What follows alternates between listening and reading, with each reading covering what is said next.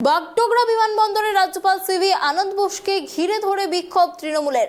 আপনারা দেখতে পাচ্ছেন সরাসরি সেই ছবি আর ট্রাইব টিভির পর্দায়। বাগডোগরা বিমানবন্দরে রাজ্যপাল সিভি আনন্দ বোসকে ঘিরে ধরে বিক্ষোভ তৃণমূলের এবং তার গাড়িকে ঘিরে কিন্তু গো ব্যাক স্লোগান দেখালো তৃণমূলের কর্মী সমর্থকরা, পাশাপাশি কালো পতাকাও দেখানো হয় বলে জানা যাচ্ছে। আপনারা জানেন যে রাজ্যপালের সঙ্গে দেখা করার জন্য গত 3 দিন ধরে কিন্তু রাজভবনের সামনে ধর্ণা কর্মসূচি চলছে অভিষেক বন্দ্যোপাধ্যায়ের, আর এই আবহেই রাজ্যপালকে ঘিরে ধরে বিক্ষোভ।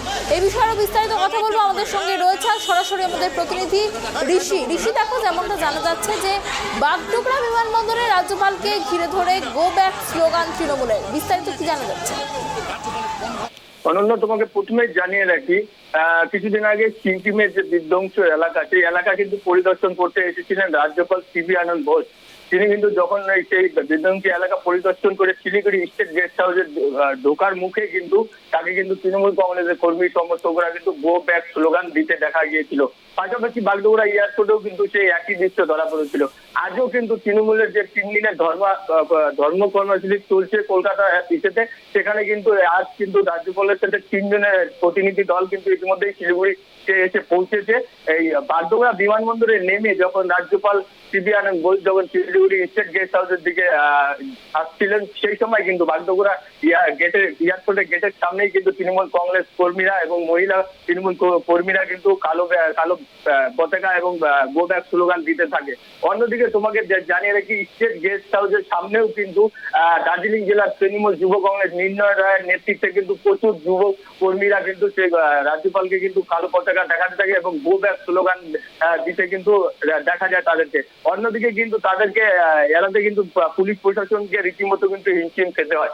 অনন্যা, ঋষি, তোমার কাছে আরো যেটা জানতে চাইবো যে তৃণমূলের কর্মী সমর্থকরা রাজ্যপালকে ঘিরে ধরে গো ব্যাক স্লোগান দেখিয়েছে এবং তাদের দাবি কি ছিল, ঠিক কি দাবিতে তারা এই বিক্ষোভ দেখাচ্ছিল? দেখো, তাদের দাবি ছিল যে 100 দিনের যে বকেয়া টাকা কেন্দ্র সরকার আটকে রেখেছে, পাশাপাশি ইন্দিরা আবাস যোজনার যে টাকা আটকে রেখেছে কেন্দ্র সরকার, তার বিরুদ্ধেই কিন্তু এই ওরা স্লোগান দেখাচ্ছিলেন তৃণমূল কংগ্রেস কর্মীরা। তাদের দাবি, তাদের 100 দিনের টাকা বকেয়া মেটানো হোক এবং ইন্দিরা আবাস যোজনার যে টাকাগুলি আটকে রেখেছে কেন্দ্র সরকার সেগুলি দেওয়া হোক। এবং রাজ্যপাল কিন্তু কেন্দ্র সরকারের হয়ে কিন্তু বিজেপির হয়ে কিন্তু কাজ করছে বলে তৃণমূল কংগ্রেস কর্মীরা কিন্তু দাবি করছেন। অনন্যা, ঋষি, তোমার কাছে আরো যেটা জানতে চাইবো, পরিস্থিতি কি এখন স্বাভাবিক? কিভাবে পরিস্থিতি নিয়ন্ত্রণে আনা হচ্ছে? তোমাকে জানিয়ে রাখি, স্টেট গেস্ট হাউসের সামনেও কিন্তু পুলিশকে অনেকটাই হিমশিম খেতে হয় এবং বাগডোগরা এয়ারপোর্টের সামনে কিন্তু মহিলা কর্মীরা কিন্তু রাস্তার উপরে বসে পড়েন এবং গো ব্যাক স্লোগান দিতে দেখা যায় কর্মীদের। অন্যদিকে কিন্তু পুলিশকে অনেকটাই হিমশিম খেতে হয়, কারণ তাদের পুলিশ প্রশাসনে কিন্তু জানাচ্ছিল না যে হট করে তৃণমূল কংগ্রেস কর্মীরা কিন্তু এইভাবে রাজ্যপালকে কালো পতাকা এবং গো ব্যাক স্লোগান দেখাবেন। পাশাপাশি জানিয়ে রাখি, মাটিগাড়াতেও কিন্তু সেম হাইওয়ের রাস্তার উপরে কিন্তু পথ অবরোধ করতে দেখা যায় তৃণমূল কংগ্রেস কর্মীদের। অন্যদিকে প্রচুর তৃণমূল কংগ্রেস কর্মীরা কিন্তু এখনো কিন্তু শিলিগুড়ি স্টেট গেস্ট হাউসের সামনে কিন্তু বিক্ষোভ দেখাচ্ছেন। অনেক ধন্যবাদ ঋষি আমাদের সঙ্গে থাকার জন্য। আপনাদের আরো একবার জানিয়ে রাখি, রাজ্যপাল সিভি আনন্দ বোসকে বাগডোগরা বিমানবন্দরে ঘিরে ধরে বিক্ষোভ তৃণমূল কংগ্রেস কর্মীদের এবং রাজ্যপালের কনভয়ের সামনে কালো পতাকা দেখানো হয়, গো ব্যাক স্লোগানও তোলা হয় এই মহিলা তৃণমূল কংগ্রেস কর্মী সমর্থকদের পক্ষ থেকে। এবং তারা 100 দিনের কাজের টাকা আদায়ের যে দাবি, তারা সেই দাবি নিয়েই আজকে তারা এই বিক্ষোভ কর্মসূচি শুরু করেছিলেন।